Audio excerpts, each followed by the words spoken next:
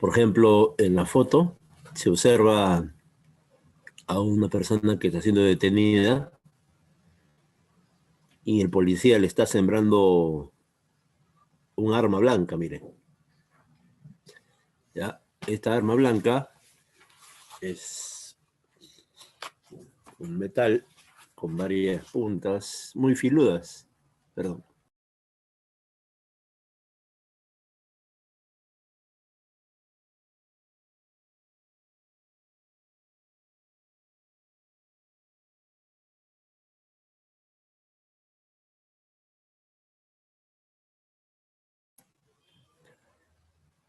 Este fue aquel hecho histórico donde los campesinos salieron a defender pues todas sus tierras en la zona de Arequipa, en el Valle del Tambo. Y ahí miren los policías, ¿ah?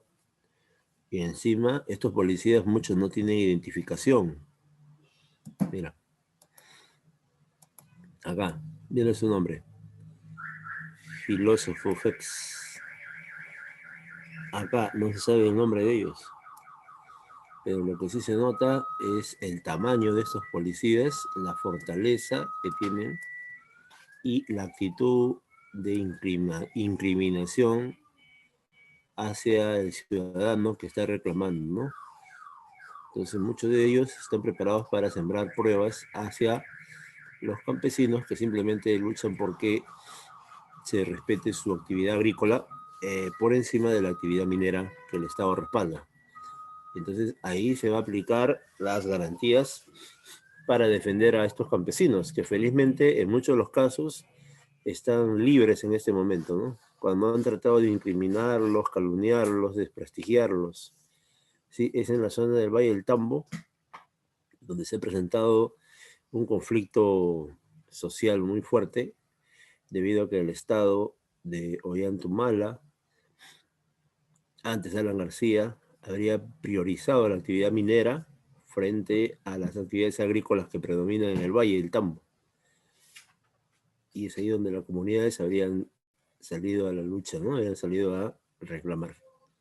El objetivo hoy día entonces es conocer la importancia de las garantías, ¿no? También conocer cómo y cuándo proceden estas garantías. Otro objetivo sería saber cuáles son las garantías, ¿no? Exactamente. Un segundo, por favor.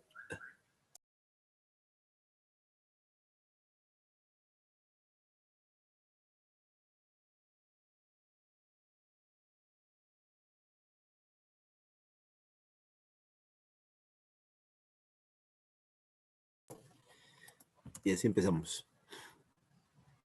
Aquí están.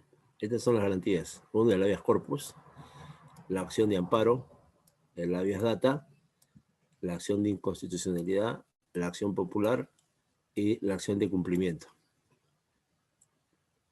Son 6 las garantías constitucionales. Y que en la gran mayoría son desconocidas por la población.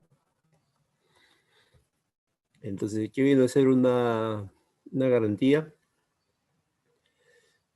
Bueno, en conjunto son instrumentos procesales dentro de un hecho, un hecho social, un hecho penal, ¿no? Un hecho civil, donde se ha violentado algún derecho humano, pues ahí corresponde esta garantía, ¿no? O una de las garantías. Sí, exactamente. Como dicen por interno, es común. Es común la violación de los derechos humanos. Por eso recomiendan estar bien documentado y encima pedirle a la población de que si hay una detención arbitraria, te grabe todo lo que está pasando. Y encima gritar tu nombre, apellidos y nombres, porque en muchos casos estos ciudadanos son tratados así como si fueran delincuentes, ¿no? Como si fueran gente de mal vivir y a veces se les pasa la mano.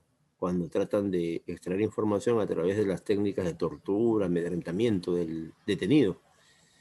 Y muchas veces son asesinados en la propia comisaría. Entonces, para que eso no pase desapercibido, ¿no? O te desaparezcan, gritar el nombre. Cuando estás siendo detenido, gritar mi nombre es tal, apellido tal, y por favor filmarme. Entonces son medidas del momento. Cuando uno es inocente de algo, trata de probarlo, ¿no? Desde el mismo momento en que es detenido. Pueden desaparecer. Ay, ¿cuántos casos hay?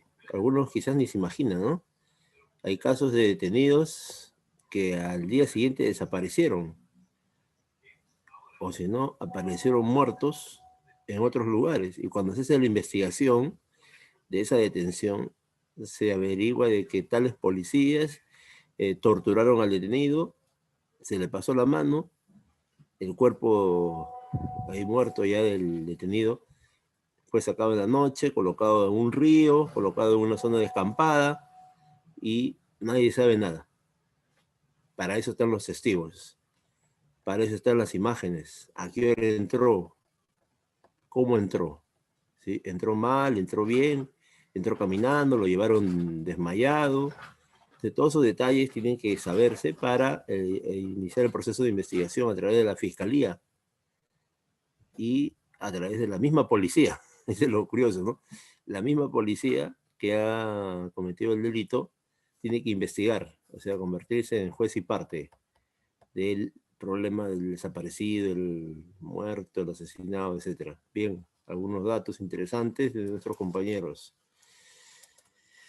Sí, ¿qué es lo que busca una garantía? Proteger y mantener vigente los derechos que están en la Constitución, fundamentalmente. ¿Ya? Reponer las cosas al estado anterior de la violación o amenaza de algún derecho que está señalado en la Constitución. ¿Ya? Sí, entonces está inscrito, está nombrado en el título quinto de la Constitución Política del 93, artículo 200. Ahí está especificado las garantías constitucionales en los diferentes incisos que tiene este artículo. ¿Ya? Entonces, acordarse de ese título, ¿no? Y ese artículo, porque eso es también una de las preguntas que suelen venir en los exámenes. ¿Bien? Y también un pequeño homenaje al gran Quino, ¿no? Gran dibujante argentino, que hace poquito ha fallecido y que nos ha dejado pues innumerables ilustraciones, sobre todo en la ironía de la defensa de los derechos humanos. Sí, es un filósofo, perdón, es chileno, ¿no? Es un filósofo que ha graficado pues todas las circunstancias, ¿no? De la vida en Chile sobre todo.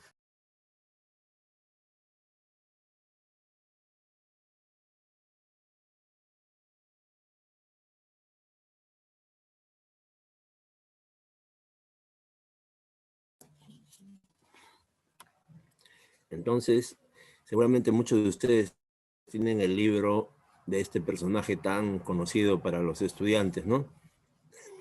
Y total. Ya, entonces sí, es argentino, me han corregido nuevamente, ¿ya? Sí, eh, entonces seguramente ustedes tienen las ilustraciones, ¿no? Que se tratan acerca de estas reflexiones de un punto de vista humorístico. Sí, entonces un pequeño homenaje desde la clase de educación cívica a este gran dibujante, gran pensador, gran defensor de los derechos humanos en este país hermano, ¿no? Ahí está, empezamos con el primero, el habeas corpus. Primero, es un término latín que significa mostrar el cuerpo. Vamos a interponer, vamos a ejecutar esta acción para defender un derecho fundamental que es la libertad individual y los demás derechos que están conexos, que están relacionados a la libertad individual. ¿Sí? Esta acción se va a realizar o se va a presentar en un juez, en un juzgado penal.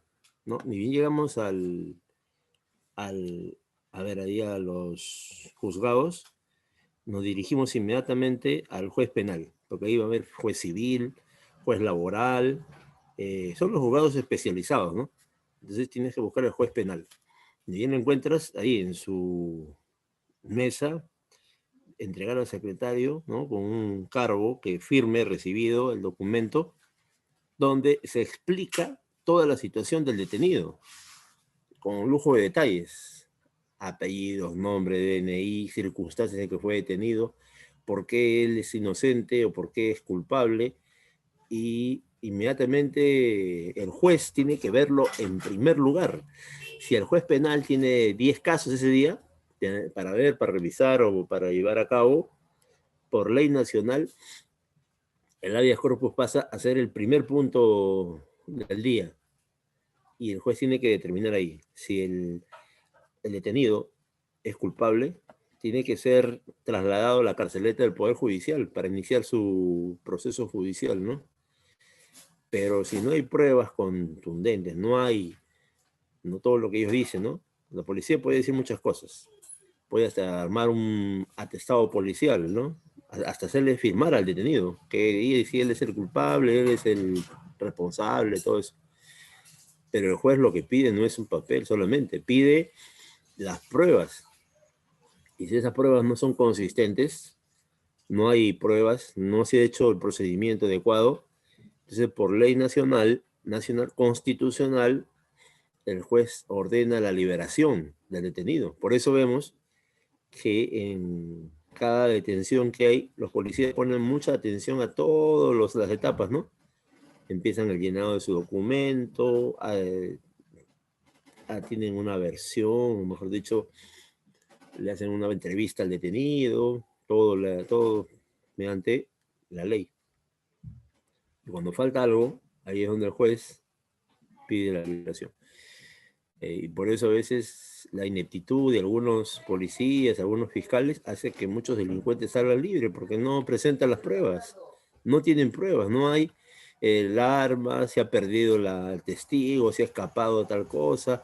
Entonces ahí es donde ven las noticias, ¿no? El juez tal dejó libre a tal. El fiscal pidió la libertad a tal persona, porque no hay las pruebas, no hay las pruebas, se han olvidado, no han conseguido, han trabajado a medias, etcétera, etcétera, ¿ya? Pero también hay el tema de la corrupción, que es muy conocido en el Perú. Entonces, el juez penal, ahí va a decir, ¿no? El juez va a emitir un mandato de comparecencia, ¿no? Donde dispone, uno, la libertad del detenido, si es que no hay pruebas, o si no, un auto de procesamiento que inicia el juez, ¿no? O el fiscal, que es iniciar el proceso judicial, un juicio para condenar al detenido por los delitos probados, ¿no? Los denunciados, investigados. Protege los siguientes derechos constitucionales. Uno, a la libertad de conciencia, ¿no? Nadie puede decirnos cómo pensar, nadie puede obligarnos a pensar como ellos, porque ya no estamos en el virreinato, ya no estamos en las épocas pues, del despotismo, de la monarquía. Ahora cada uno es libre de tener las ideas que quiera, siempre y cuando esas ideas pues, no sean nocivas a la población. Por ejemplo, ideas como el nacionalsocialismo, el fascismo, el darwinismo social, el racismo, el machismo, el supremacismo, etcétera, etcétera, ¿no? La homofobia, todas esas ideas que hacen daño a los demás ciudadanos son prohibidas, son castigadas hoy día. Sin embargo, ideas de libertad, de igualdad, ideas tan nobles, más bien deben desarrollarse en la población, ¿no? También la libertad de creer o no creer, ¿no? En algo. También la libertad de guardar reserva sobre tus convicciones políticas. Sí, la Constitución respalda ese hecho de no decir lo que piensas hacia alguna autoridad o alguna persona. ¿Por qué? Porque existe el peligro de que te puedan discriminar o te puedan calumniar, ¿no? Por ejemplo, muchos policías y jueces son conservadores, ¿no? Un poco fanáticos, religiosos, y al decirle que eres ateo, ya te ganas la enemistad, el odio, ¿no? Y hasta pueden procesarte por venganza, solamente por no profesar sus ideas religiosas. Disculpen.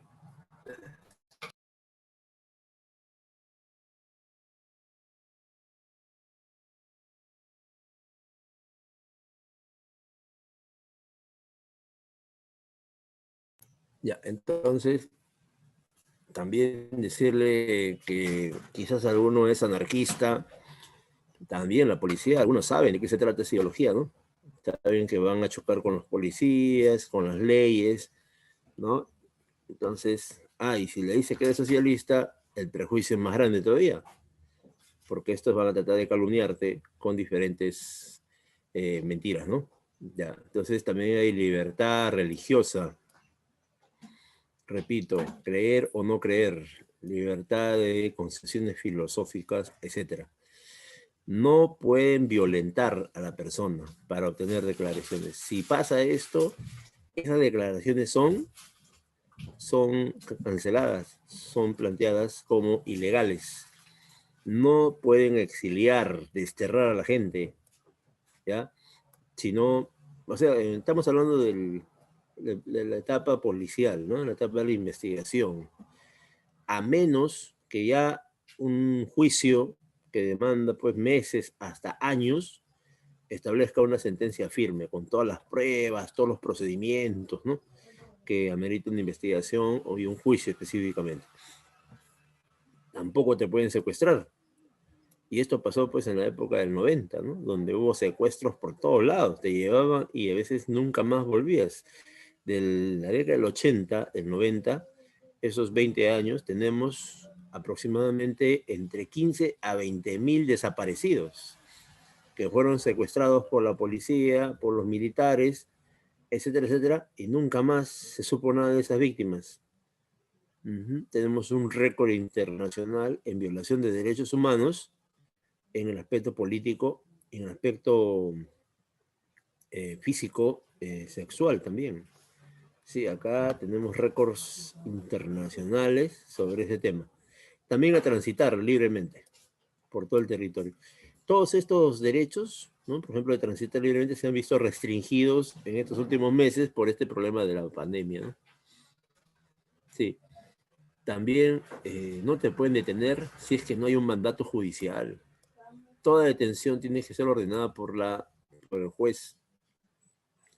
Ahora hay casos de flagrancia, o sea, hay casos donde el acusado, ¿no? La persona lo encontrado robando, extorsionando, secuestrando, y ahí no necesita el permiso del juez, ahí la policía actúa por ese motivo.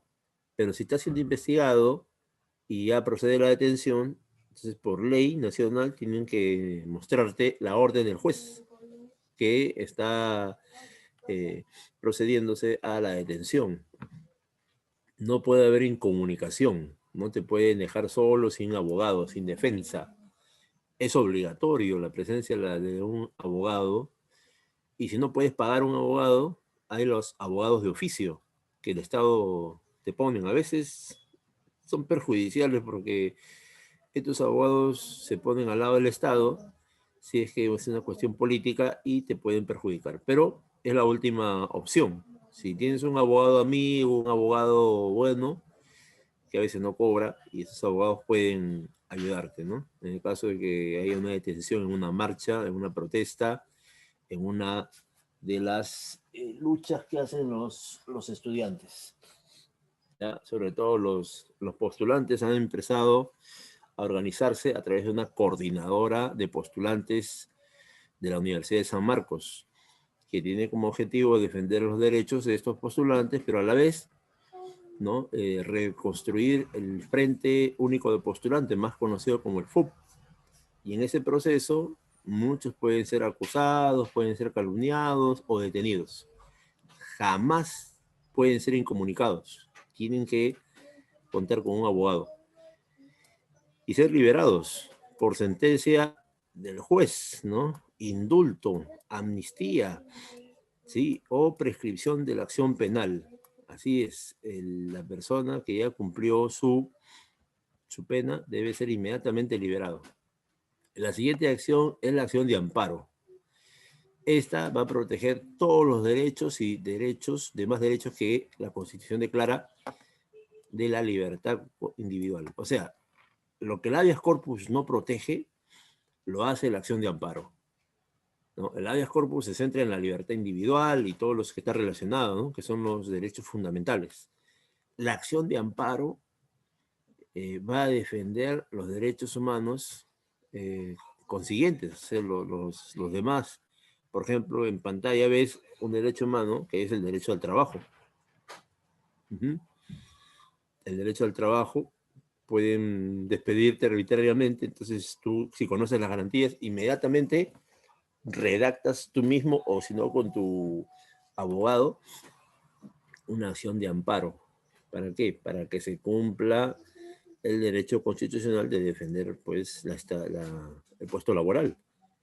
¿En qué casos? Cuando te están despidiendo por odio, por venganza, por rechazo a tus ideas o a tu situación de sindicalista.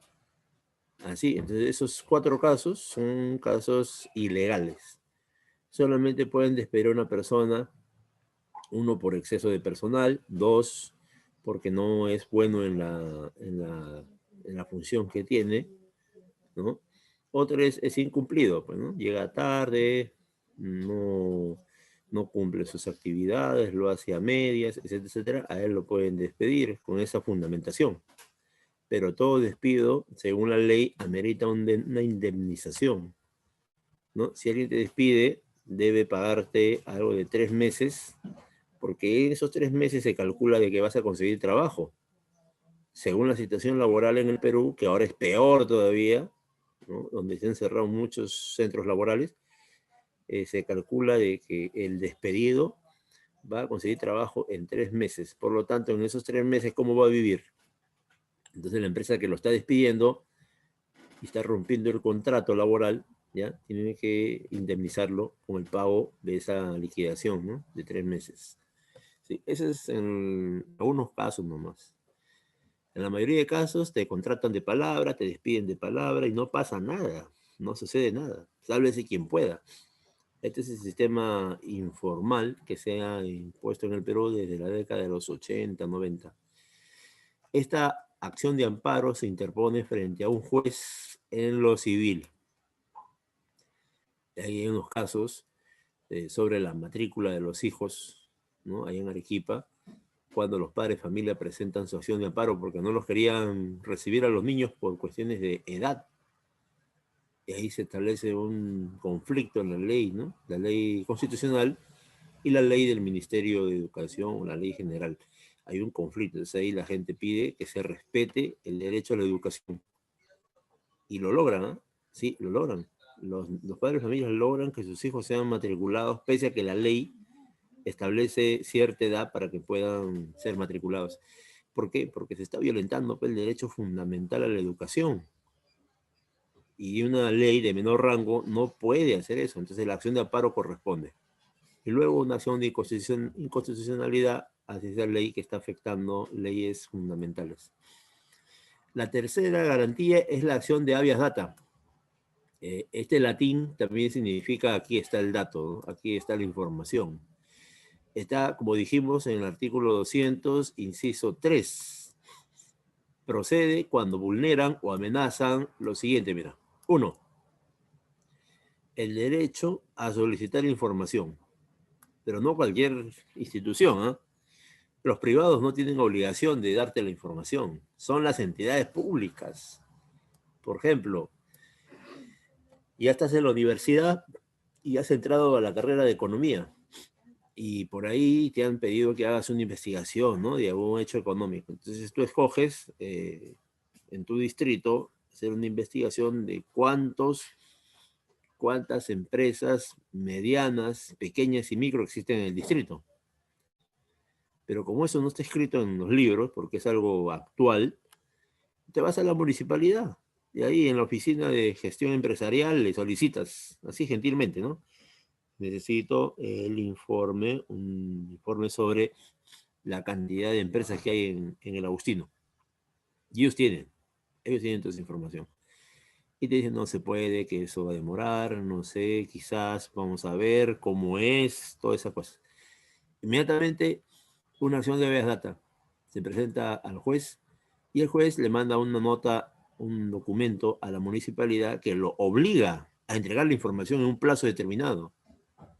¿Sí? Y ahí los funcionarios generalmente cuando ven el documento, uy, se asustan. Cuando ven la firma del juez, uy, inmediatamente en menos de 24 horas te entrega la información. Así. Y a veces ni te cobran porque están más asustados. Sí, lo que deben cobrarte solamente es el costo de las fotocopias, el costo de las hojas que estás recibiendo, nada más. Porque el trámite es gratuito. Uh-huh. También restringir, prohibir que los servicios informáticos proporcionen datos, información privada de nuestra intimidad. Por ejemplo, si tenemos alguna enfermedad, ¿qué tal si nos hemos contagiado por ahí, ¿no? Una transfusión de sangre de SIDA? Esa información solamente nos compete a nosotros y a la empresa. La empresa pidió una información personal, tú le dices, sí, pues no tengo SIDA, pero el SIDA tratado adecuadamente no afecta tu desenvolvimiento laboral, o sea, puedes seguir trabajando. Ese dato, por ejemplo, tan íntimo, tan privado y tan personal, no puede ser sacado a la prensa o informado a los demás compañeros o informado a la zona en donde te estás trabajando. Tampoco tu identidad sexual. No pueden ser algunos que se identifiquen pues con el otro sexo, ¿no? La comunidad gay en el Perú, ¿no? Eso también es algo muy íntimo, muy personal del individuo, ¿no? Sí, no es necesario que todo el mundo sepa que alguna persona es lesbiana, es gay, trans, ya eso es algo exterior también, es algo sin importancia, ya es su vida privada, pues, ¿no? Y eso tiene que ser protegido por el habeas data, así es. También el derecho a la rectificación gratuita, inmediata y proporcional en cuanto al agravio en nuestro honor y nuestra intimidad. Este tema fue muy desarrollado en la década de los 90, cuando el fujimorismo sacó pues, la prensa chicha y se encargó de, mira, se encargó de desprestigiar a diferentes políticos, como el caso pues del candidato a las elecciones presidenciales, Alberto Andrade, al cual casi todos los días se le sacaba un titular acerca de su vida privada, de su opción sexual, con insultos, agravios, y todos esos titulares eran pensados nada menos que por Vladimiro Montesinos y por Fujimori, el cual ha reconocido en uno de los juicios. En uno de los juicios ha aceptado de que él con Vladimiro manejaban la prensa chicha, financiaban esa prensa pagando semanalmente una cantidad de miles de dólares a los directores para que ellos ataquen constantemente a la oposición, ¿no? Y a los de izquierda los terruqueen, los presenten como rojos, como miserables, asesinos, ¿no? Entonces todo un desprestigio a una vida de honor, una vida algunos son académicos, algunos son especialistas en un campo, y al día siguiente salía en el mañanero, salía ahí, Alberto Andrade, tal cosa, el catedrático de la Universidad de San Marcos es terruco, los estudiantes de San Marcos son salvajes, ¿no? Incivilizados, un desprestigio, una campaña así sistematizada, que en política y militarmente hablando se conoce como la guerra de baja intensidad, donde cerebros como este personaje y asesorado por Estados Unidos le dijeron a esa oposición, a esa gente que te enfrenta, te denuncia, desprestígialo. Sí, hazle una campaña, una contracampaña, utiliza radio, televisión, prensa escrita, todo lo que puedas tener y destruye su imagen. Preséntalos como lo peor. Y así pasó, pues. Por eso en esa época a los estudiantes sanmarquinos, ¿cómo lo veían? ¿Cómo veían a un estudiante sanmarquino ahí en el barrio, ahí en la zona? Claro, lo veían mal. Veían, oh, ese es un terruco, ese es un nerd, ese es un extraño, ese es un... La gente ni lo saludaba. Cuando un estudiante de San Marcos, pues es un personaje muy valioso de la comunidad, es un académico, es un muchacho que se desvive por la parte de los conocimientos y encima tiene conciencia social, ¿sí? A diferencia de otros chicos que viven la vida sin que la vida le viva, ¿no? Sus ideas. Entonces, así se va a dar, ¿no? Entonces, y aquí se hizo pues cantidad de juicios al gobierno para que se limpie la imagen, lo cual no se logró. Pero en el juicio, en el quinto juicio, Fujimori aceptó de que él estaba detrás de todas estas movidas de desprestigiar a la oposición, a sus enemigos políticos. El habeas data se tramita en la vía civil. Tiene 3 objetivos, acuérdate, los que están apuntando. 1, acceder a información pública de entidades estatales. 2, proteger el secreto profesional.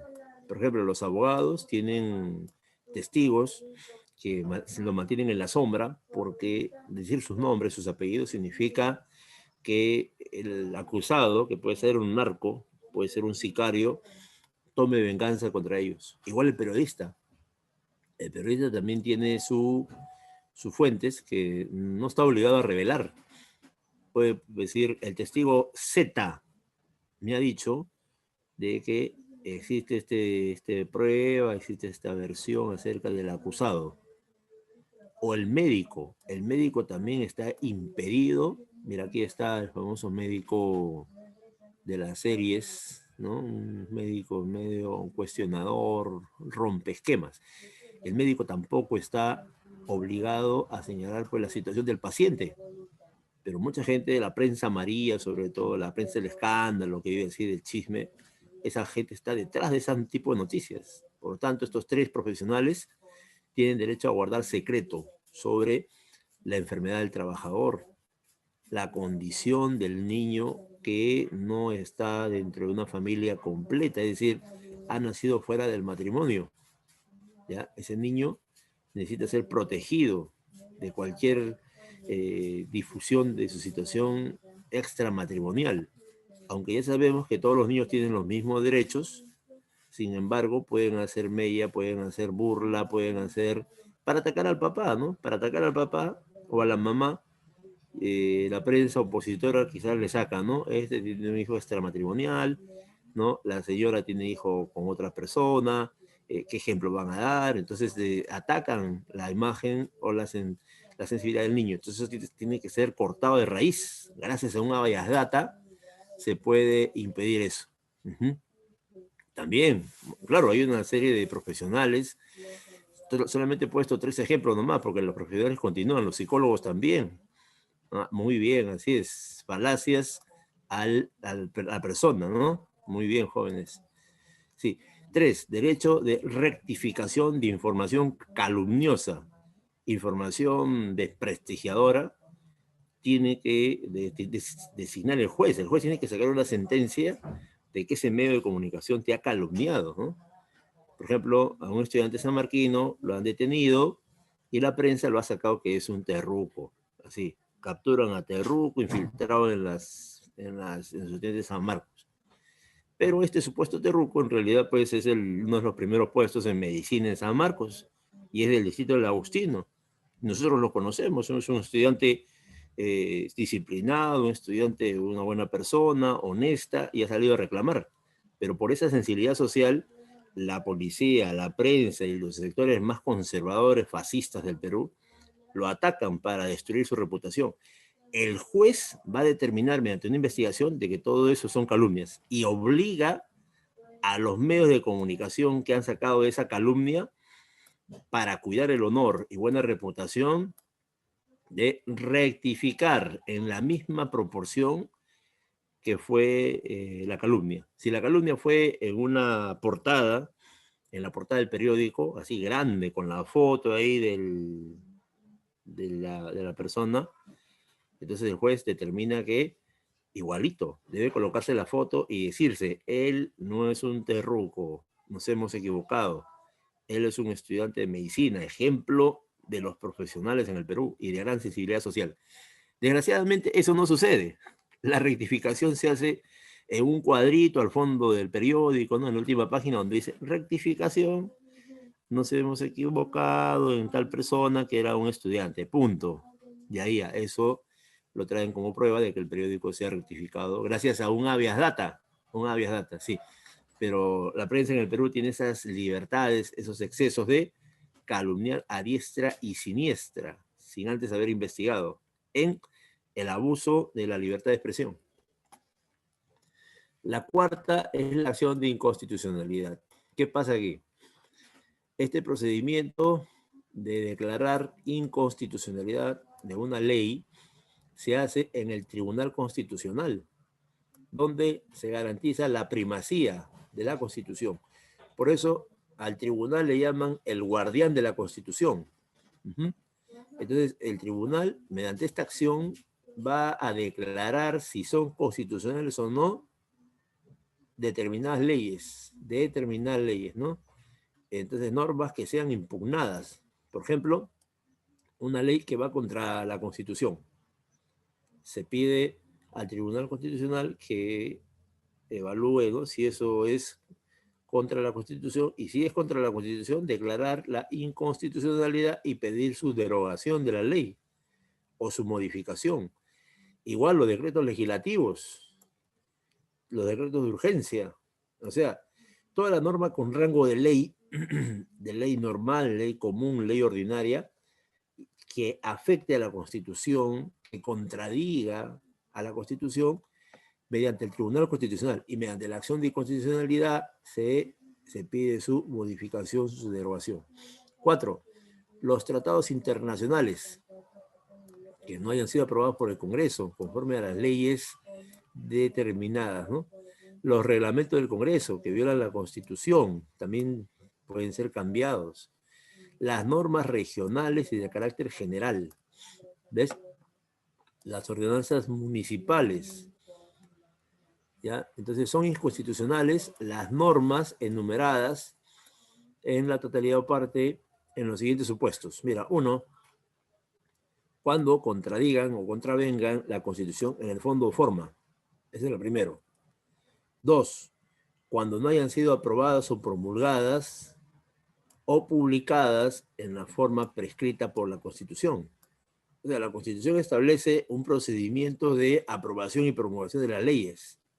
Y si eso no se cumple, como puede ser por negligencia, por desconocimiento, ¿no?, por maldad también pueden cometer todo eso, entonces se plantea que esa ley es inconstitucional.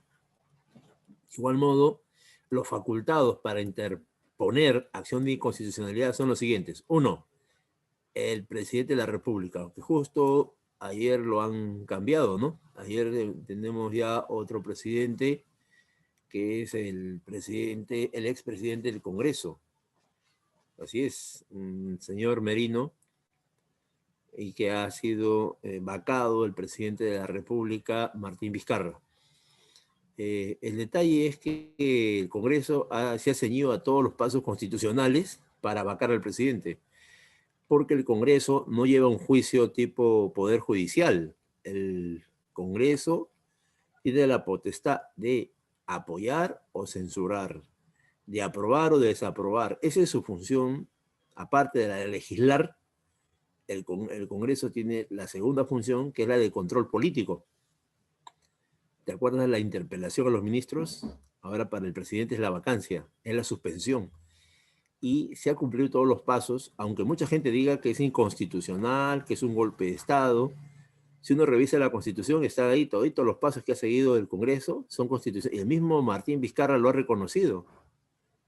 Él al final señala que es ilegal el asunto, pero no hace la batalla, no lleva, no se trinchera en el palacio, porque sabe de que esto se ha ceñido pues a la Constitución.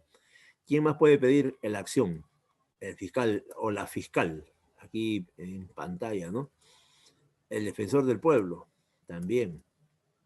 25% del número legal de congresistas. 25% de 130 congresistas. 5.000 ciudadanos con firmas comprobadas por el Jurado Nacional. Los presidentes de región, ¿ya? Estos son. Los alcaldes ya no, ya. Los alcaldes han sido retirados de esta atribución. Los colegios profesionales, pero solamente en materia de su especialidad. Por ejemplo, el Colegio de Médicos puede pedir una acción de inconstitucionalidad en una ley que atente contra la carrera, contra el derecho a ser médicos en el Perú, ¿no? Y también se interpone en el plazo de 6 meses, cuando se conoce la ley que choca con la Constitución, no se va a esperar toda la vida. Se espera solamente, se pasan los 6 meses, ya es difícil, ya no se puede presentar la acción de inconstitucionalidad. La quinta es la acción popular. Esta acción procede por infracción de la Constitución y de la ley. ¿Ya? ¿Contra qué? Contra los reglamentos, las normas administrativas, resoluciones y decretos de carácter general. O sea, lo que estamos viendo acá es que la acción popular procede para normas de menor rango ya. Menor rango, ¿no? Estamos hablando del tercer nivel, segundo nivel, en la pirámide de Kelsen. Ahí es donde procede la acción popular. Sí. Y es indiferente la autoridad que haya decretado, que haya promulgado esa norma, ¿no? ¿Cuál es la finalidad? El control de las leyes, la legalidad de las normas, que las normas no se salgan del marco para el cual fueron creadas, ¿no? A través de la declaración y ejecución de la inconstitucionalidad o ilegalidad de esas normas. Por lo tanto, la acción popular se presenta también al Tribunal Constitucional, porque están velando porque las normas de menor rango no vayan a afectar a las normas de mayor rango, ¿no? Que son las constituciones, las leyes ordinarias, etc. Puede ser interpuesta por cualquier persona ante la Corte Superior también. Los ciudadanos peruanos en pleno ejercicio de sus derechos, los ciudadanos peruanos. Los ciudadanos extranjeros que viven en el Perú, llamados residentes. Las personas jurídicas a través de sus representantes legales, los abogados también. Y el Ministerio Público también puede presentar esta acción popular en algún caso específico. Ahora, la sexta y última, ya para pasar a los órganos constitucionales, es la acción de cumplimiento. También está registrado en el artículo 200, inciso 6 de la Constitución, y procede cuando existe alguna autoridad o funcionario que no cumple sus responsabilidades, que es renuente a acatar una norma legal o un acto administrativo. ¿Qué te dice el funcionario? Vuelva más tarde, que hoy no puedo, que no es una semana, son 2 semanas para el trámite, que un favorcito, que algo como su cariño. O sea, funcionarios de ese tipo inmediatamente son puestos contra la pared cuando se pide una acción de cumplimiento. Y también los funcionarios saben que lo pueden procesar administrativamente si es que cometen estas faltas. Se interpone también en una sala civil la acción de cumplimiento, un procedimiento de exigencia, de cumplimiento de la norma. Cuando el juez saca su norma, su sentencia, ¿no? Plantea al funcionario que debe cumplir en el plazo establecido por la ley, ¿no? Con las características que establece la norma, ni más ni menos, ¿no? Si la norma dice que el documento sale en 2 días, el funcionario no puede hacerte venir 4 días, 1 semana, 2 semanas, porque eso ya es sospecha de corrupción, ¿no? Está esperando alguna dádiva, algún regalo, alguna... Sí, entonces eso se soluciona con la acción de cumplimiento que obliga al funcionario a ceñirse estrictamente a lo que dice la ley, a la ley orgánica, a la ley del reglamento, ¿no? Que ellos tienen, todo funcionario tiene ahí el jefe de personal que tiene un libro en la cual se especifica en qué tiempo, cuántas horas, ¿no? Cuánto es el costo, todo está especificado, no hay nada que quede en el aire. todas las entidades públicas tienen los documentos legales en cuanto a su funcionamiento, ¿no? Por eso se le obliga, se le exige al funcionario que cumpla la norma, ¿no? ¿Sí? Bajo responsabilidad de que contra el funcionario se le pueda, ¿no?, hacer alguna sanción. ¿Ya? No tienes que esperar un largo proceso y costoso juicio para que el funcionario cumpla su responsabilidad. Ya.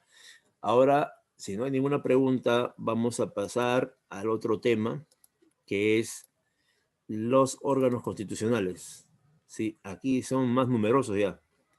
Aquí estamos hablando de casi 10 instituciones, que vamos a verlo en este momento, porque sí contamos con el tiempo respectivo. Ya saben que pueden ir haciendo comentarios, preguntas a través del chat que vamos a ir leyendo. Acá hay varios comentarios de los compañeros, de los estudiantes. Muy bien. Ya, y entramos ya. Miren, estos son órganos constitucionales autónomos. Está el Jurado Nacional de Elecciones, acá. La Oficina Nacional de Procesos Electorales. El Registro Nacional de Identificación de Estado Civil.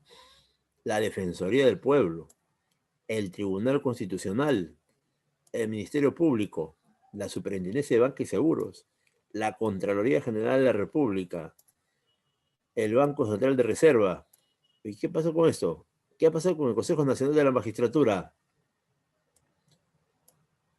Ha sido cambiado hoy día de nombre, ¿no? Porque está involucrado, todos los magistrados están involucrados en unas mafias y organizaciones criminales dentro del Poder Judicial para nombrar jueces y fiscales a dedo o por componenda o por soborno, ¿no? O pago. Sí, todos estos magistrados del Consejo Nacional de la Magistratura han sido acusados de pertenecer a mafias organizadas del Poder Judicial, conocidos como los Cuellos Blancos, los Hermanitos, etcétera, etcétera. ¿Ya? Hay, también en el Callao también hay el mismo problema. Y esto ha sido cambiado a la Junta Nacional de Justicia. Este es un nuevo nombre, para un poco limpiar la imagen de este Poder Judicial tan desprestigiado a nivel nacional.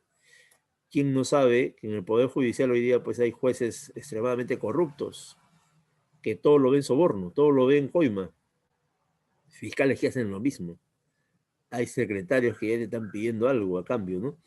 Pero así como hay esa gente, también hay lo contrario, también hay gente honesta, gente proba, gente principista. Claro que sí, existe, ¿no? Claro, en menor cantidad, pero hay por ahí. Y ahorita vamos a ver algunos ejemplos, ¿ya? Miren, objetivo de la clase, conocer las características de los órganos constitucionales autónomos, la importancia que tienen cada órgano, para qué sirve, ¿no? ¿Cuál es su función? ¿Ya?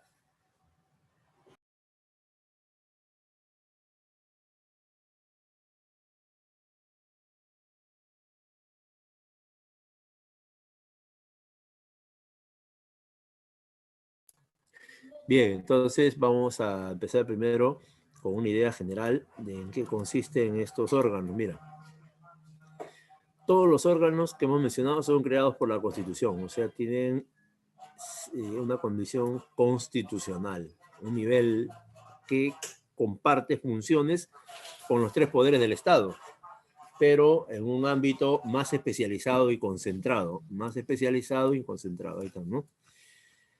Tienen algunas características que vas a conocer. Uno, son autónomos, no dependen del ministerio de tal, del Congreso, ellos se mueven en base a su propia ley, ¿sí? Mantienen una independencia, sacan sus propias normas, sus propias decisiones, ¿ya? Por lo tanto, se basan en las propias leyes, que son las leyes orgánicas. Así se van a funcionar todas estas instituciones que complementan el trabajo de los tres poderes del Estado. Uno, la Contraloría General de la República es el órgano central del sistema de control del Estado. ¿Qué supervisa? Uno, el buen uso de los recursos fiscales.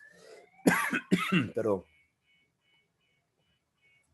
Que los recursos del Estado no sean despilfarrados, no sean mal usados en fiestas, agasajos, ¿no? Una serie de cosas indebidas. 2. La ejecución del presupuesto general de la República. Vigilan, son vigilantes de cómo se está gastando, en qué se está gastando, piden información a todos los responsables de este tema. 3. Ellos son los encargados de supervisar las operaciones de la deuda pública. Como todos sabemos, estas operaciones son obligatorias según la Constitución. Entonces no puede haber ninguna falta ni demora en pagar las deudas del Estado, sobre todo la deuda externa. ¿Ya? Se pueden demorar en pagar el salario de los profesores, se pueden demorar en pagar el salario de los trabajadores en general, no pueden demorar financiar un colegio, financiar una universidad. No hay problema, nadie se queja. Pero el día que se atrase siquiera unos minutos pagar la deuda externa, lo procesan al Banco de la Nación. El Banco de la Nación es el encargado de pagar la deuda externa y si se atrasa una hora, un día, son sancionados. Y ahí vigila la Contraloría General de la República la ejecución de esos pagos. También las instituciones que van a estar sujetas a control en cuanto al manejo económico. Entonces, la Contraloría tiene un papel fundamental en el manejo de los recursos del Estado peruano. ¿Ya? Ahí está el actual Contralor de la República, ya llamado Nelson Schack. Sí, él es la máxima autoridad en esta institución, lo designa el Congreso, pero a propuesta del presidente de la República. Entonces, esta persona que ves en pantalla es conocido, amigo del presidente. Y curiosamente, este señor lo va a fiscalizar al presidente, lo va a fiscalizar a los ministros, va a fiscalizar a las entidades públicas, lo cual es algo raro de que alguien que es de tu confianza, que es tu conocido, te fiscalice adecuadamente. Por esa razón, en los últimos años, el trabajo de la Contraloría deja mucho que desear porque no hay denuncias como se esperaba, ¿no? De los malos manejos de los recursos del Estado. Así es. ¿Ya? Entonces no olvidarse este tema.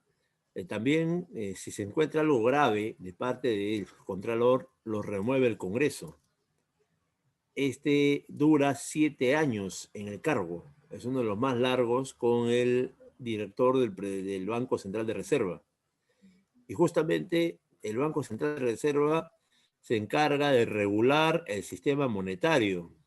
¿Qué es el sistema monetario? El conjunto de billetes y monedas del Perú. Las normas que garantizan la circulación de este dinero y las garantías para que circule el dinero, ¿no? Es una persona jurídica de derecho público. Se hace cualquier actividad legal. Contrata personal, compra propiedades, vende propiedades. O sea, trabaja a libre iniciativa, de manera autónoma, el Banco Central de Reserva. Manda a construir su bóveda, que está acá cerca a la Biblioteca Nacional. A la espalda de la Biblioteca Nacional, ahí se encuentra una bóveda construida con todos los requisitos que establece la relación Perú-Estados Unidos, porque esto se crea por recomendación de Estados Unidos en el gobierno de Leguía como banco de reserva. Y en el gobierno de Sánchez Cerro llega la comisión Kemmerer para modificar la estructura del BCR, ¿no? Y convertirlo en Banco Central de Reserva, calco y copia del Banco Federal estadounidense, debido a la influencia del keynesianismo de la época, que establece que el Banco Central de Reserva tiene que garantizar las operaciones que realiza el país, o sea, los residentes del país van a garantizar esas operaciones que realizan estos agentes económicos a través de un fondo conocido como las reservas internacionales. ¿Ya? Así es. Y aquí está, pues, ¿no? La finalidad única, esto es pregunta de admisión, es preservar la estabilidad monetaria. Es decir, que la moneda nacional no se devalúe frente a la moneda extranjera y viceversa. Viceversa. ¿Ya? Las funciones principales del Banco Central es uno, regular la cantidad de dinero y monedas que circulan en el país. A ver, pregunta de admisión a los jóvenes que están escuchando la clase. El BCR, en cuanto a la emisión de billetes y monedas, ¿tendrá una política monetaria, a ver, expansiva o contractiva?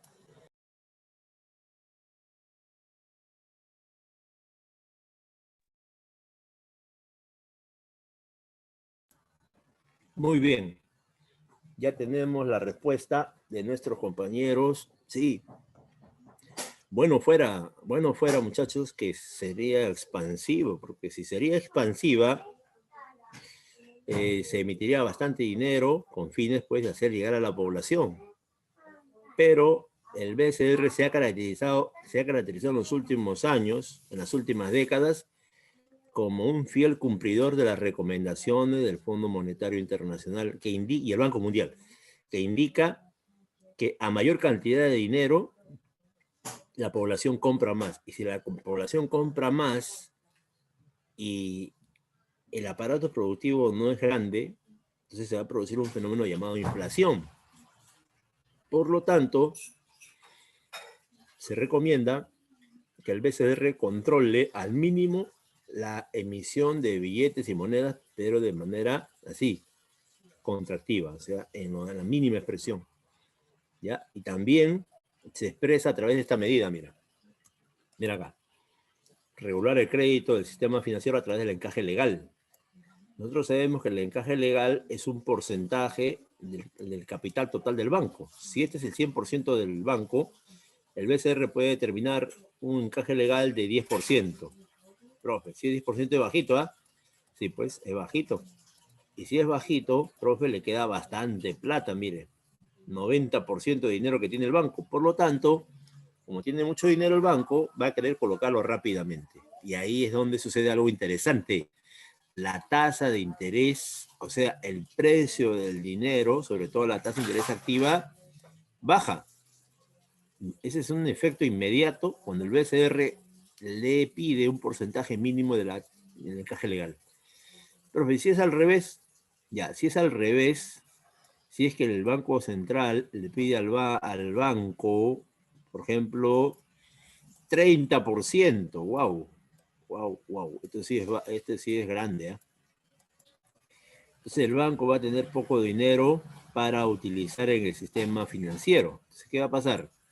Inmediatamente encarece, aumenta la tasa de interés. A ver, pregunta de admisión, ¿cuál de los dos casos es el actual en el peruano? ¿El primero o el segundo? A ver, ¿quién me dice por el chat? O le prende su micro. Muy bien, excelente. Nuestros postulantes marcando la respuesta correcta, como siempre. Sí, así es, muchachos. Es el segundo. ¿Por qué? Porque el Banco Central de Reserva, dijimos hace un momento, es un fiel cumplidor de las recomendaciones del Fondo Monetario del Banco Mundial, que dice que el dinero no puede circular tanto en la economía nacional porque se va a generar un fenómeno inflacionario. Por lo tanto, restringir el crédito en base a un encaje legal grande, el Banco de Bancos, que es el Banco Central, le exige a los bancos privados. Entonces, ¿los bancos privados qué hacen?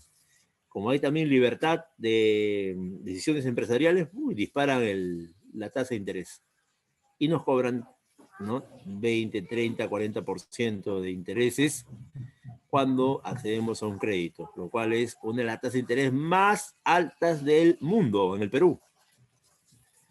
¿Sí? Y eso se respalda en la libertad de empresa y la falta de control del Estado peruano, ¿no? Porque solamente regula nada más, regula, ¿no? Y de esa forma se va favoreciendo a cierto sector de la economía y perjudicando a la gran mayoría de usuarios de este sistema financiero. También la tasa de redescuento y administra el tipo de cambio. De igual modo, administra las reservas internacionales, que está en pantalla. Es esto, una cantidad de lingotes con una cantidad de divisas, que pueden ser dólares, euros, yenes, etcétera. Y de igual modo, el Banco Central informa cómo son las finanzas del Estado, las finanzas del país. mediante una publicación anual, el BCR da detalles, porque tienes información el BCR, ¿no? De qué actividades comerciales, importación, exportación se han realizado a nivel nacional. Sí, tiene todos esos datos de manera precisa el Banco Central de Reserva, ¿ya? Y en publicaciones constantes, ¿no? Por si acaso el Banco Central de Reserva tiene su biblioteca, donde concentra toda una cantidad de información muy interesante para conocer la realidad económica. O sea, el Banco Central de Reserva apoya al Instituto Nacional de Estadística en cuanto a la concentración, difusión y mantenimiento de información económica dentro de sus instalaciones, así también dentro de las redes sociales o internet. Pero el jefe de todo esto es el INEI, el INEI. Los representantes son 7 personajes, ¿ya? Hay un presidente del directorio, que es hoy día Julio Velarde, que es uno de los veteranos de este cargo. Casi más de 15 años está en el cargo. Ha pasado 3, 4 gobiernos y sigue él en el cargo. Sí, 4 de estos integrantes son propuestas del Ejecutivo, incluido Julio Velarde, ¿no? Al parecer este ha sido propuesto, si no me equivoco, por Alejandro Toledo. De ahí viene Alan García, Ollantumala, de ahí viene Pedro Pablo Kuczynski, viene Martín Vizcarra y hoy día Merino, ¿no? Mire, tantos presidentes en tan poco tiempo. Sí, y 3 propuestos por el legislativo, el Congreso. Los 3 vamos a remarcarlos. Estos son nombrados por el fujimorismo, ¿no? Sí. Bueno, Elmer Cuba sabemos que es un economista y no hay objeciones al respecto, salvo su posición política, su posición en favor de Keiko, ¿no? Ese ya es otra cuestión. Pero lo que sí ha sido fuertemente cuestionado es el papel de Rafael Rey, que no es economista, él tiene otra especialidad. Igual José Klimper tampoco es economista. Entonces, la gente de la Católica, perdón, la gente del Pacífico ha salido a reclamar sobre estos nombramientos que son totalmente irregulares, porque esos cargos generalmente se lo dan a los egresados de la Universidad del Pacífico. El tercer organismo es la Superintendencia de Banca y Seguros, sí, mira. Este órgano va a controlar a empresas bancarias, financieras, compañías de seguros y demás empresas que operen con fondos de la población, fondos del público. Ahí está su local principal, en zonas exclusivas como Miraflores, San Isidro, ¿sí? La función principal entonces es vigilar a los bancos, cómo realizan sus operaciones, de dónde sacan el dinero, quién coloca dinero en los bancos, porque acá tenemos una larga tradición de lavado de activos, ¿no? Que es dinero del narcotráfico, dinero del bajo mundo, que va a ser pasado por el sistema financiero y va a ser legalizado. Las financieras y compañías de seguro. Está siempre vigilando estas empresas. También control de las obligaciones y límites de los depósitos y colocaciones, ¿no? Donde, a ver, ¿quiénes hacen depósitos en los bancos? ¿Quiénes abren cuentas corrientes, cuentas de ahorro, cuenta a plazo fijo? Y el banco, ¿dónde coloca la plata de todos los ahorristas, no? Sí, entonces el banco tiene que informar a la SBS, tiene que informarle dónde se está yendo el grueso del capital, que es la plata de los ahorristas. ¿A dónde lo están llevando? A ver, ¿a qué inversión están haciendo? ¿En qué lugar? ¿Con qué empresas? Entonces le obliga a la SBS a los bancos a que tengan toda la información al día. Por eso los bancos tienen un personal altamente especializado en economía, contabilidad, administración. Ya todo aquel que estudie esas carreras va a tener un puesto laboral en el banco. Y si destaca en la universidad, inmediatamente lo van a contratar. Eso no cabe duda. Ya, sí, hay postulantes de hace 15 años ya que están trabajando en tal o cual banco con salarios adecuados, ¿no? No tienen ningún problema en estos momentos cuando sigue la carrera de economía, administración, contabilidad, ya dentro de la rama también están los negocios internacionales. También garantiza y fomenta el ahorro a nivel nacional. Hace una campañita para que la gente no despilfarre su dinero, una campañita que nadie se da cuenta, en la cual motiva, ¿no? Incentiva a la gente a guardar dinero en los bancos, sobre todo. El representante es el superintendente o la superintendente de Banca y Seguros. ¿Quién es ella? María del Socorro Heisen. Va a ser nombrado por el Ejecutivo y ratificado por el Congreso. O sea, los dos poderes se ponen de acuerdo y eligen a este personal que supuestamente, según la información, está muy capacitado para el cargo respectivo. Y por lo tanto, van a recibir pues salarios muy altos. Estos ganan igual o más que los ministros. Un ministro de Estado, por si acaso, está bordeando los 30.000 soles, líquido, al margen de sus gastos de transporte, gastos de seguridad, alimentación, ropa, etcétera, etcétera, porque todo eso corre a cargo del Estado peruano. Entonces el ministro fin de mes o antes de fin de mes recibe su cheque o su tarjeta completita, sin un solo descuento. Entonces es un gran negocio, es un gran, ¿sí?, entrada al Estado peruano para recibir esos salarios tan altos. Por eso la disputa entre estos poderes es feroz, feroz. Y hemos sido testigos de eso en estos días, nomás, en estas horas.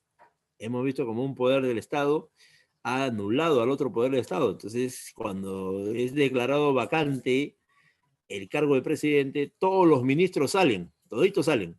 Y ahora están conformando un nuevo gabinete ministerial con todas bueno, ya ese es otro tema, ¿no? Las componendas, todos los acuerdos, todo el cumplimiento de las promesas, porque recuerde de que vacar a un presidente no es nada fácil, tiene que tener la mayoría de votos y ha tenido 105 votos, que es un número extraordinario en el Congreso, de 130, 105. Y lo que ha sorprendido a todos es que el partido de César Acuña había prometido a todo el mundo que no iba a votar por la vacancia presidencial. Sin embargo, a la hora de la hora, la mayoría de sus congresistas han votado a favor de la vacancia presidencial, ¿no? Traicionando su palabra. Bueno, los demás partidos ya se sabía, ¿no? Frente Popular, Frente Amplio, sí, ellos son los que han presentado la moción de vacancia. Ellos son los que han votado a favor de esa moción. Son los que y todos los demás han recibido al presidente de la República que se ha defendido, y luego a la hora de la votación han votado a favor de la vacancia, ¿no? Declarándolo incapaz, ¿no?, permanente en el aspecto moral. Y así se declara la vacancia del presidente. El periodo de duración de esta funcionaria es de 5 años. Y ahí tenemos la Junta Nacional de Justicia. ¿De qué se encarga? Nombrar, ratificar y evaluar y destituir a jueces y fiscales.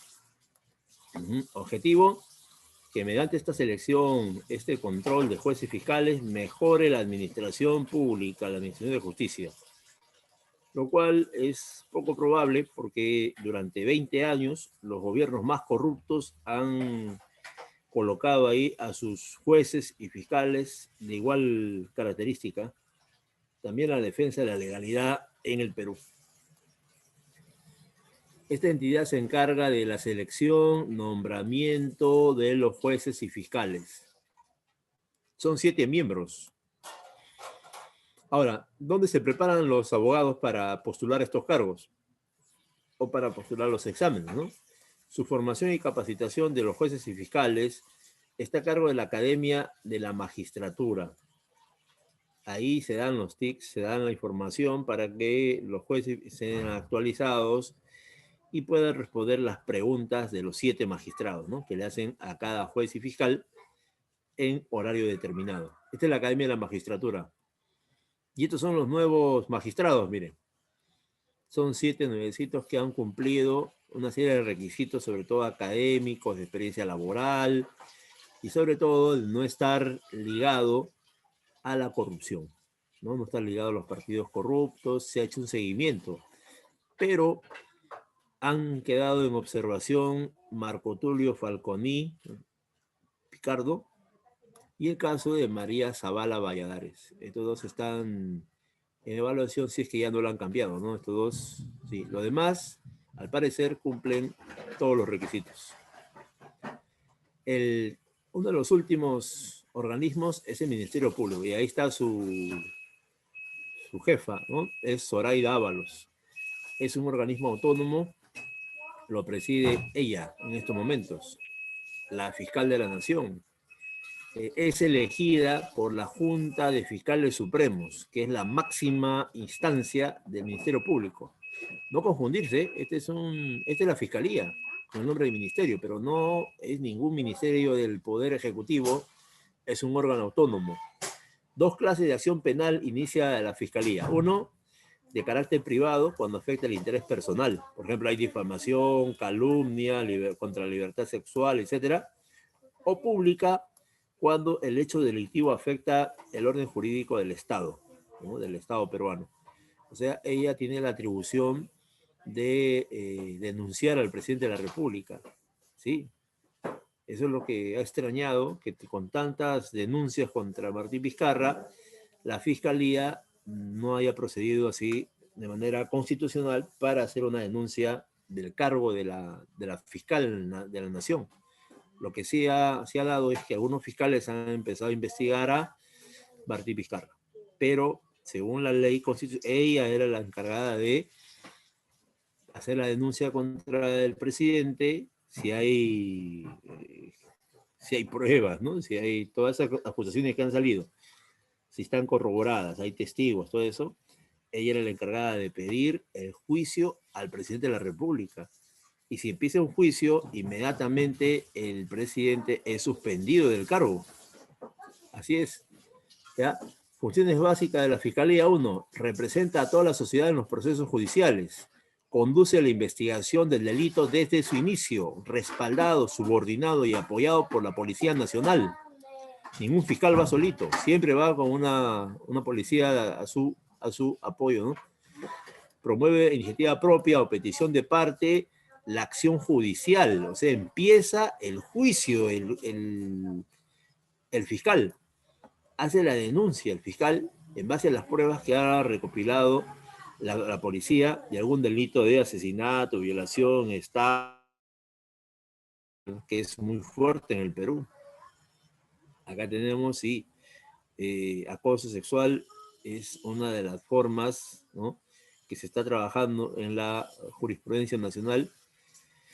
Ejercer la acción penal de oficio o a petición de parte.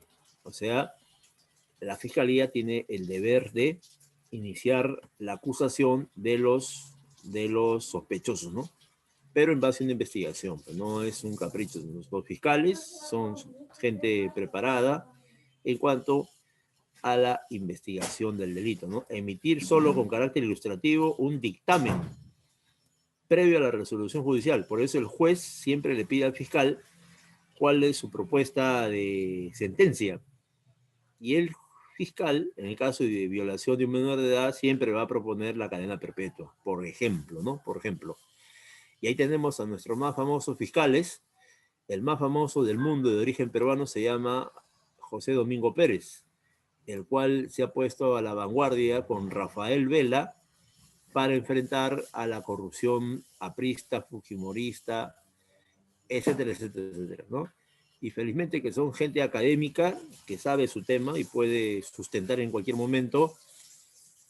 Y malas noticias para la más famosa investigada del caso de la Fiscalía, que los testigos ya han recibido la calidad de colaboradores eficaces. ¿Y cuándo pasa eso?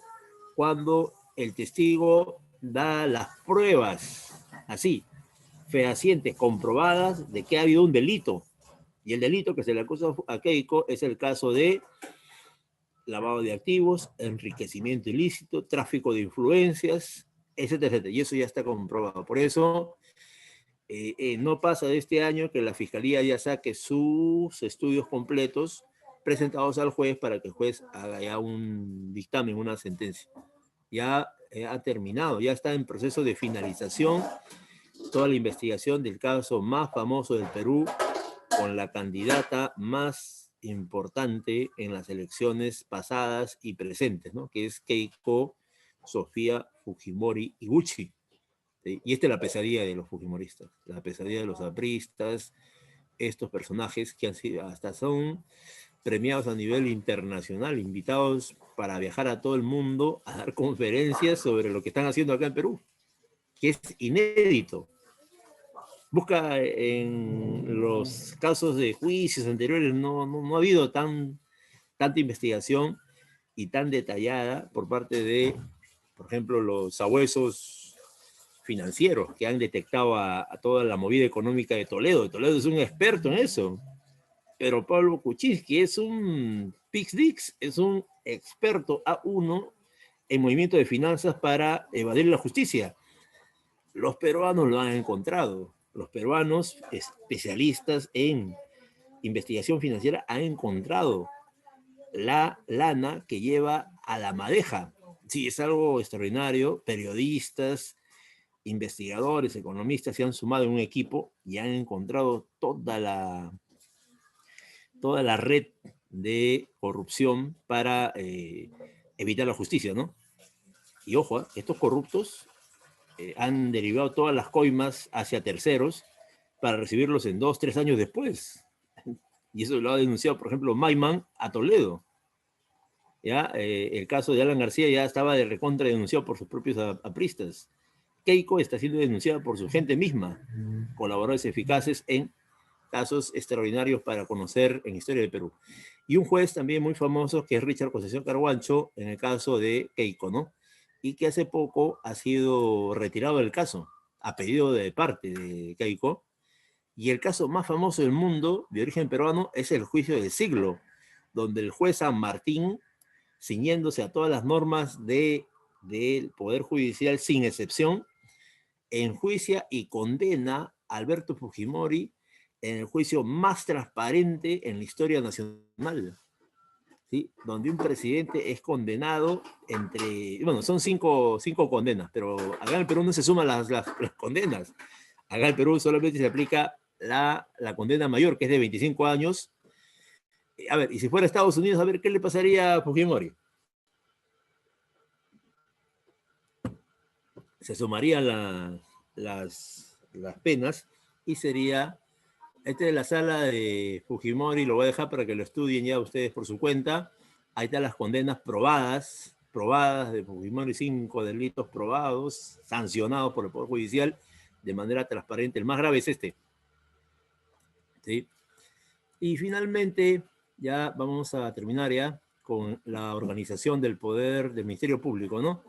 El fiscal de la Nación a la cabeza, los fiscales ante la Corte Suprema, los fiscales de las Cortes Superiores y los fiscales frente a los juzgados de primera instancia. O sea que hay trabajo para los abogados, como no te imaginas. La Defensoría del Pueblo se encarga de defender los derechos constitucionales, supervisa el cumplimiento de la administración estatal, ¿sí? Y es una novedad en el Perú del 90. No existía en el Perú la Defensoría. Y cuando lo asume Santisteban, el primer defensor del pueblo, bueno, no veíamos nunca a este defensor. En los casos de violación de derechos humanos en San Marcos, en La Uni, en La Cantuta, nunca se le vio. Pero ahí tenemos al primer, este es el actual, Walter Gutiérrez es el actual, ¿no? Presidente, mejor dicho, el representante máximo de la Defensoría del Pueblo. El sistema electoral está conformado por el Jurado Nacional de Elecciones, la RENIEC y la OMPE. El Jurado Nacional de Elecciones fue creado en el año 31 y son 5 miembros, elegidos por la Corte Suprema, la Junta de Fiscales Supremos, el Colegio de Abogados, los decanos de las facultades, y la función es legalidad del ejercicio de sufragio, custodiar el registro de organizaciones políticas, cumplir las normas sobre las organizaciones políticas en materia electoral, administrar justicia en materia electoral. Y finalmente, la OMPE, Esta se encarga de llevar a cabo los procesos electorales. También cuenta con personería jurídica y dicta instrucciones y disposiciones necesarias para el día de las elecciones sobre libertad personal. Si hay un detenido, la OMPE puede retirarlo de la cárcel, tiene esa potestad.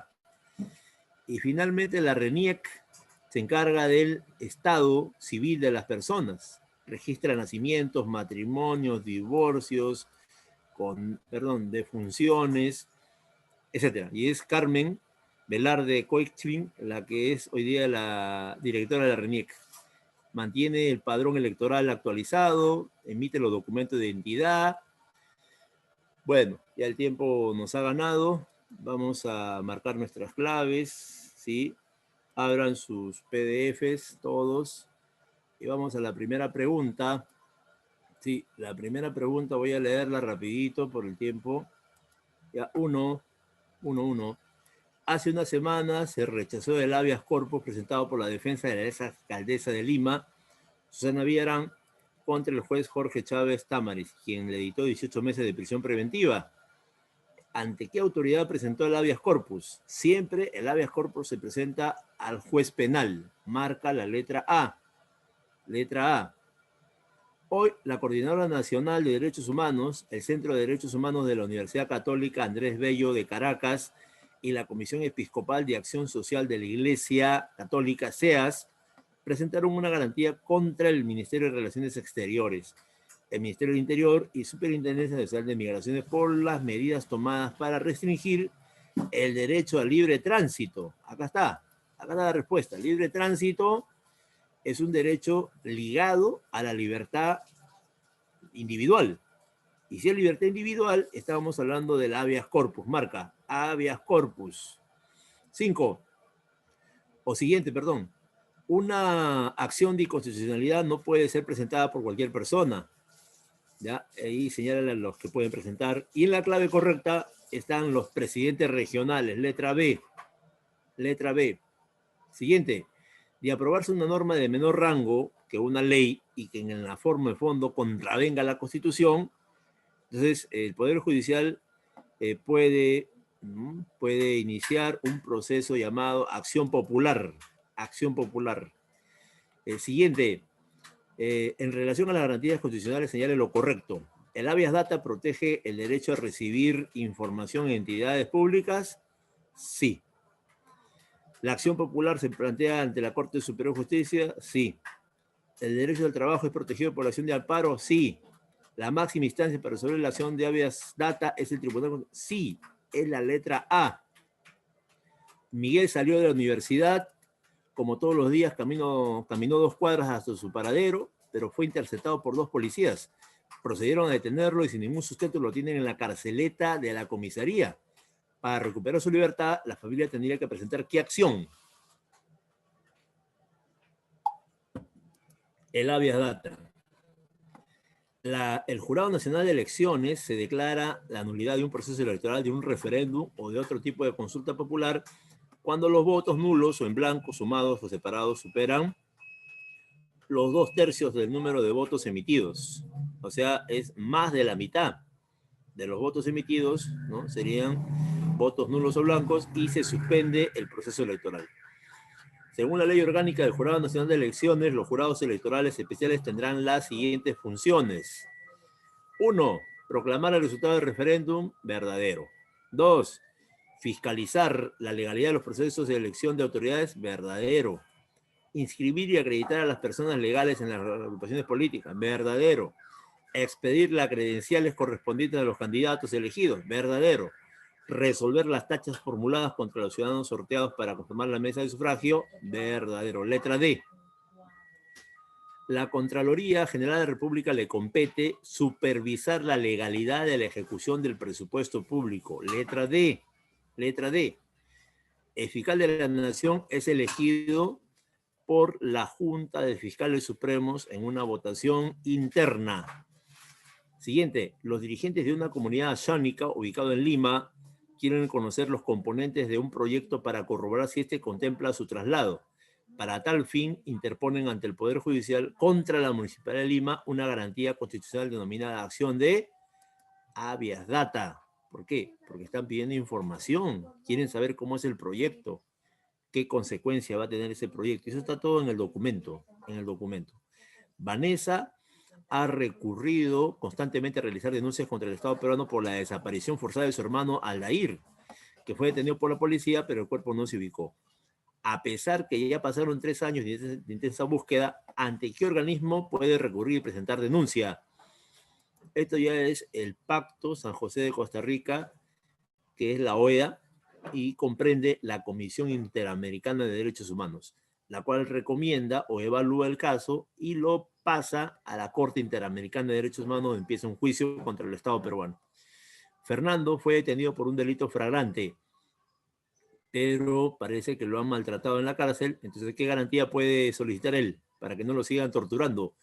El habeas corpus.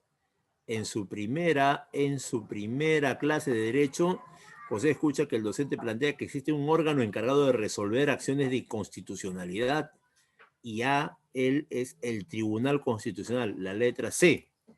Y último, los agentes municipales se acercaron con un cargador frontal sin previa comunicación a la casa de Simeón Quispe para destruirlo porque el señor se había salido de la norma, ¿no? O sea, su casa había sido construida ya saliéndose. Entonces, Simeón Quispe, para evitar que su casa sea destruida, ¿qué acción plantea? Ya sabemos que la que protege la propiedad o riqueza personal es la acción de amparo, la letra C. Sería la última pregunta. Si hubiese alguna interrogante, sí, alguna pregunta, algo que no esté claro. Bien, entonces, sí. La 12, sí. ¿Cómo empieza la 12? A ver, voy a abrir la 12. La 12 es acerca de Vanessa, ¿no? Sí. Entonces, Vanessa, a ver, acá dice, a ver, Vanessa, acá está. No la encuentro. Así, es la letra B. La 12 es la letra B. Otra pregunta, jóvenes. Ya estamos en la hora. Sí, la 15. Ya con esta última nos despedimos. La 15 es la última pregunta, ¿no? Sí, la última pregunta vendría a ser la letra C. Les agradezco su atención y nos encontramos la próxima semana. Cuídense mucho. Un abrazo para cada uno. Estudien mucho, repasen, no se olviden. Gracias a ustedes. Nos encontramos la siguiente semana. Gracias, Miss.